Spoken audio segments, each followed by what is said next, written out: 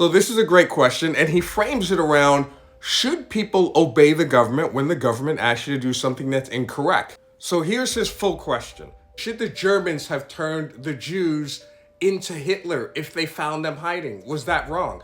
Should slaves have been returned to the states they were fleeing from since slavery was wrong?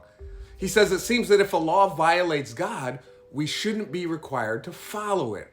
And he says, I see and hear a lot of people say, well, right or wrong, we have to follow the law because God said to follow the government. So yes, God calls us to follow and obey the government, but in just a few verses beneath that, God says those governments that are implemented by God are responsible to God. And if they're doing things that are not God honoring, then we as Christians who follow God should stand up to them and say, we're not going to follow you.